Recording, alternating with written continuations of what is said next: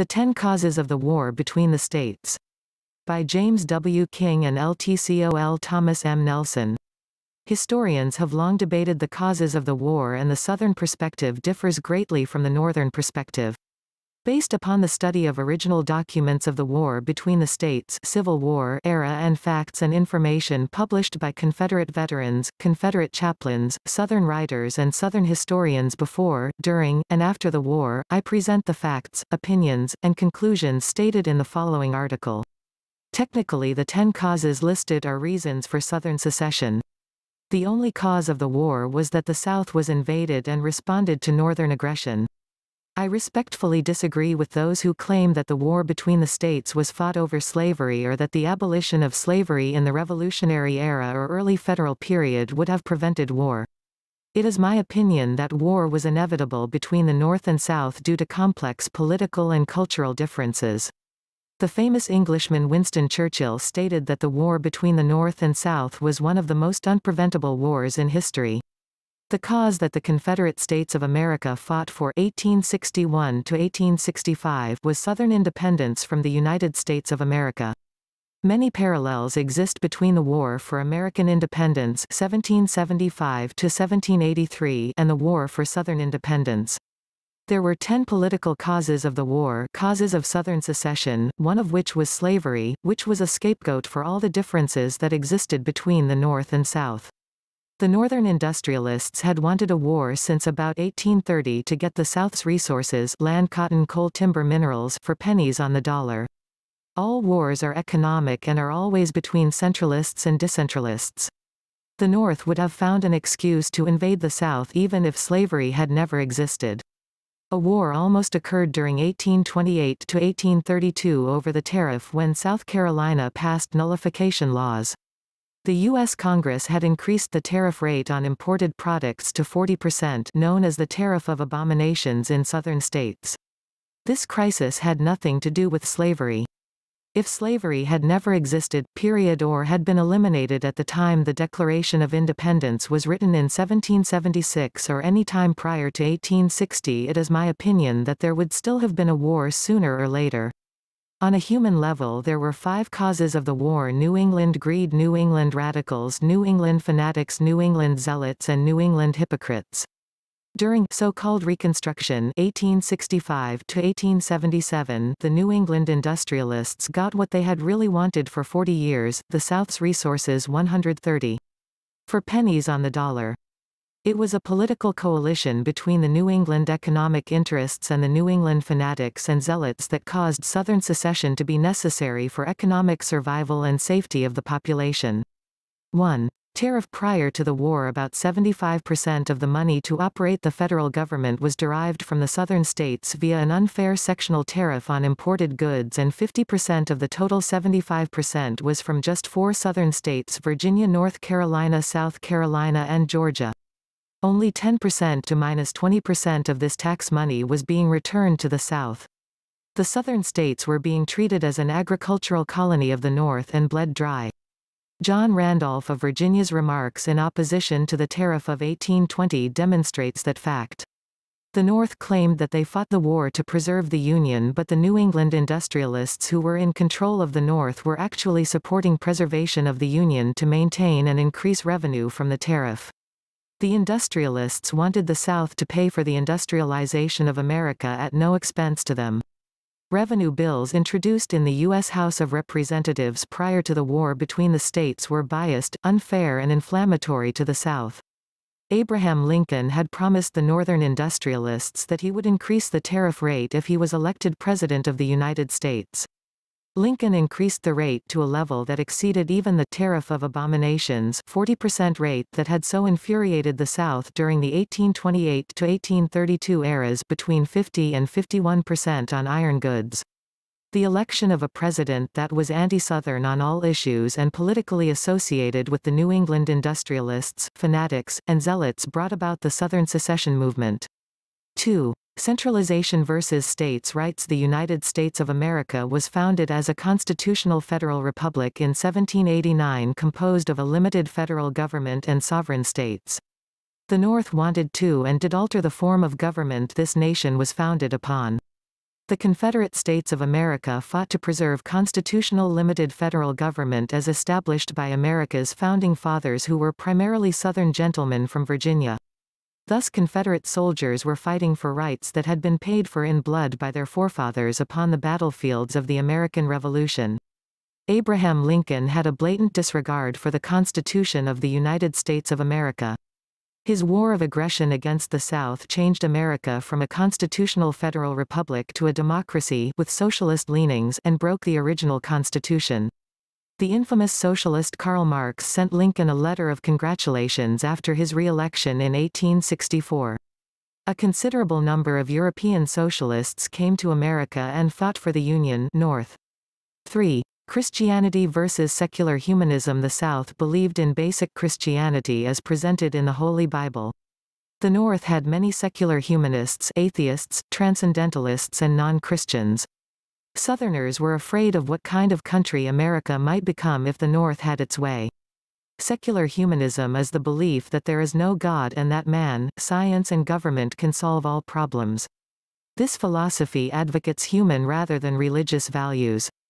Reference: Frank Connor's book The South Under Siege 1830–2000. 4. Cultural differences. Southerners and Northerners were of different genetic lineages. Southerners were primarily of Western English, original Britons, Scottish, and Irish lineage, Celtic, whereas Northerners tended to be of Anglo-Saxon and Danish, Viking extraction. The two cultures had been at war and at odds for over 1,000 years before they arrived in America.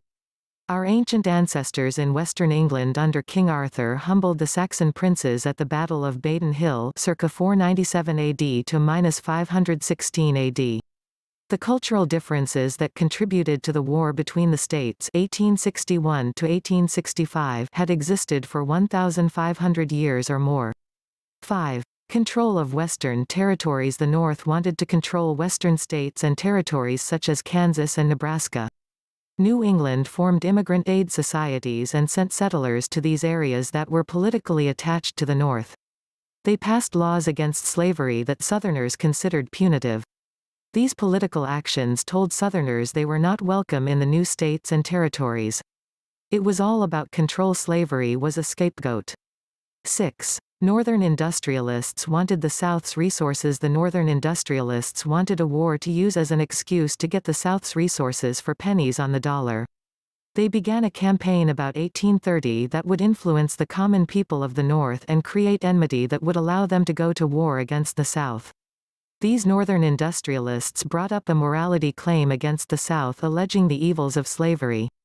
The Northern hypocrites conveniently neglected to publicize the fact that 5 New England states, Massachusetts, Connecticut, New Hampshire, Rhode Island, and New York, were primarily responsible for the importation of most of the slaves from Africa to America. These states had both private and state-owned fleets of ships. 7. Slander of the South by Northern newspapers. This political cause ties into the above-listed efforts by New England industrialists. Beginning about 1830, the Northern newspapers began to slander the South. The industrialists used this tool to indoctrinate the common people of the North. They used slavery as a scapegoat and brought the morality claim up to a feverish pitch. Southerners became tired of reading in the Northern newspapers about what bad and evil people they were just because their neighbor down the road had a few slaves. This propaganda campaign created hostility between the ordinary citizens of the two regions and created the animosity necessary for war. The Northern industrialists worked poor whites in the factories of the North under terrible conditions for 18 hours a day, including children. When the workers became old and infirm, they were fired. It is a historical fact that during this era there were thousands of old people living homeless on the streets in the cities of the North. In the South, a slave was cared for from birth to death. Also, the diet and living conditions of Southern slaves was superior to that of most white Northern factory workers. Southerners deeply resented this New England hypocrisy and slander. 8. New Englanders attempted to instigate massive slave rebellions in the South. Abolitionists were a small but vocal and militant group in New England who demanded instant abolition of slavery in the South. These fanatics and zealots were calling for massive slave uprisings that would result in the murder of Southern men, women and children. Southerners were aware that such an uprising had occurred in Santo Domingo in the 1790 era and that the French white population had been massacred. The abolitionists published a terrorist manifesto and tried to smuggle 100,000 copies into the South showing slaves how to murder their masters at night. Then when John Brown raided Harper's Ferry, Virginia in 1859, the political situation became inflammatory. Prior to this event there had been more abolition societies in the South than in the North. Lincoln and most of the Republican Party, 64 members of Congress, had adopted a political platform in support of terrorist acts against the South. Some, allegedly including Lincoln, had contributed monetarily as supporters of John Brown's terrorist activities.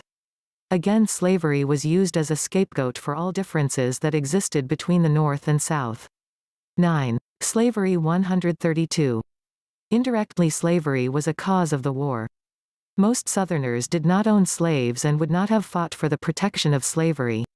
However, they believed that the North had no constitutional right to free slaves held by citizens of sovereign Southern states. Prior to the war there were 5 times as many abolition societies in the South as in the North. Virtually all educated Southerners were in favor of gradual emancipation of slaves. Gradual emancipation would have allowed the economy and labor system of the South to gradually adjust to a free paid labor system without economic collapse. Furthermore, since the New England states were responsible for the development of slavery in America, Southerners saw the morality claims by the North as blatant hypocrisy. The first state to legalize slavery had been Massachusetts in 1641, and this law was directed primarily at Indians. In colonial times, the economic infrastructure of the port cities of the North was dependent upon the slave trade. The first slave ship in America, the Desire, was fitted out in Marblehead, Massachusetts. Further proof that Southerners were not fighting to preserve slavery is found in the diary of an officer in the Confederate Army of Northern Virginia. He stated that he had never met a man in the Army of Northern Virginia that claimed he was fighting to preserve slavery. If the war had been over slavery, the composition of the politicians, officers, enlisted men, and even African Americans would have been different. Confederate General Robert E. Lee had freed his slaves, Custis Washington Estate, prior to 1863, whereas Union General Grant's wife Julia did not free her slaves until after the war, when forced to do so by the 13th Amendment to the Constitution. Grant even stated that if the abolitionists claimed he was fighting to free slaves, that he would offer his services to the South. Mildred Lewis Rutherford (1852–1928) was for many years the historian for the United Daughters of the Confederacy (UDC). In her book Truths of History, she stated that there were more slaveholders in the Union Army, 315,000, than the Confederate Army, 200,000. Statistics and estimates also show that about 300,000 blacks supported the Confederacy versus about 200,000 for the Union. Clearly the war would have been fought along different lines if it had been fought over slavery. The famous English author Charles Dickens stated, "The Northern onslaught upon Southern slavery is a specious piece of humbug designed to mask their desire for the economic control of the Southern states." 10. Northern aggression against Southern states. Proof that Abraham Lincoln wanted war may be found in the manner he handled the Fort Sumter incident. Original correspondence between Lincoln and Naval Captain G.V. Fox shows proof that Lincoln acted with deceit and willfully provoked South Carolina into firing on the fort, a tariff collection facility.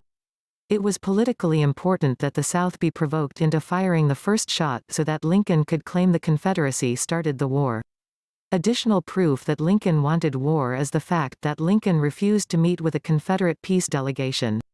They remained in Washington for 30 days and returned to Richmond only after it became apparent that Lincoln wanted war and refused to meet and discuss a peace agreement. After setting up the Fort Sumter incident for the purpose of starting a war, Lincoln called for 75,000 troops to put down what he called a rebellion.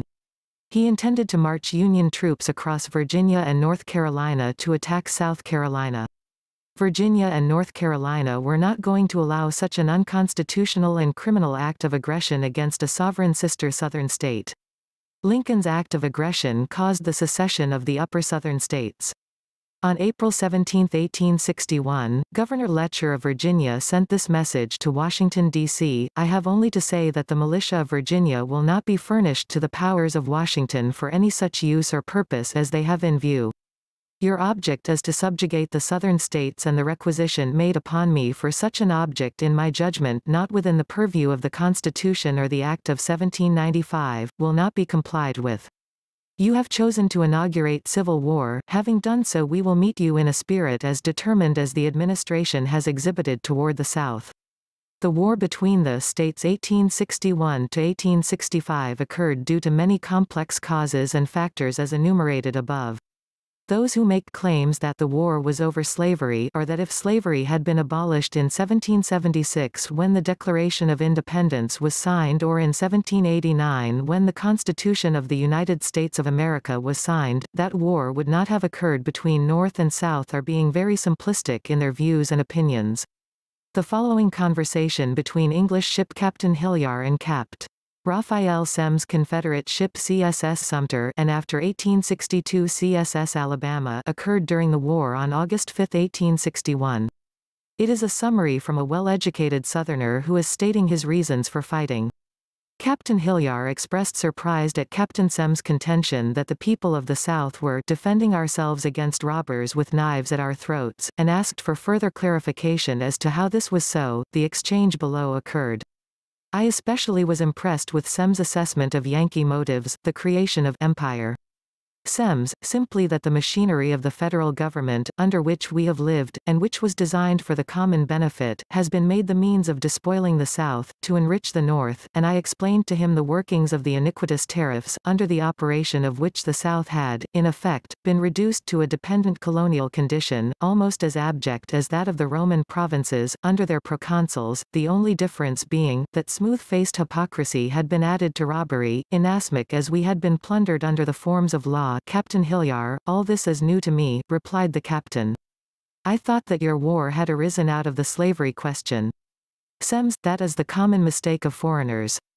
The enemy has taken pains to impress foreign nations with this false view of the case. With the exception of a few honest zealots, the canting hypocritical Yankee cares as little for our slaves as he does for our draft animals. The war which he has been making upon slavery for the last 40 years is only an interlude, or by play, to help on the main action of the drama, which is empire, and it is a curious coincidence that it was commenced about the time the North began to rob the South by means of its tariffs. When a burglar designs to enter a dwelling for the purpose of robbery, he provides himself with the necessary implements.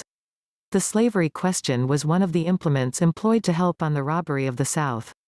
It strengthened the Northern party, and enabled them to get their tariffs through Congress, and when at length, the South, driven to the wall, turned, as even the crushed worm will turn, it was cunningly perceived by the Northern men that no slavery would be a popular war cry, and hence, they used it. It is true that we are defending our slave property, but we are defending it no more than any other species of our property. It is all endangered, under a general system of robbery. We are in fact, fighting for independence.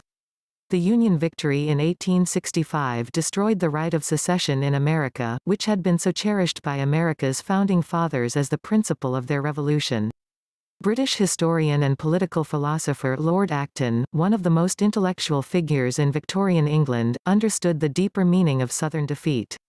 In a letter to former Confederate General Robert E. Lee dated November 4, 1866, Lord Acton wrote, "I saw in states' rights the only available check upon the absolutism of the sovereign will, and secession filled me with hope, not as the destruction but as the redemption of democracy. I deemed you were fighting the battles of our liberty, our progress, and our civilization, and I mourn for that which was lost at Richmond more deeply than I rejoice over that which was saved at Waterloo, defeat of Napoleon." As Illinois Governor Richard Yates stated in a message to his state assembly on January 2, 1865, the war had tended, more than any other event in the history of the country, to militate against the Jeffersonian ideal, Thomas Jefferson, that the best government is that which governs least. Years after the war, former Confederate President Jefferson Davis stated, "I am saddened to hear Southerners apologize for fighting to preserve our inheritance." Some years later, former U.S. President Theodore Roosevelt stated, "Those who will not fight for the graves of their ancestors are beyond redemption."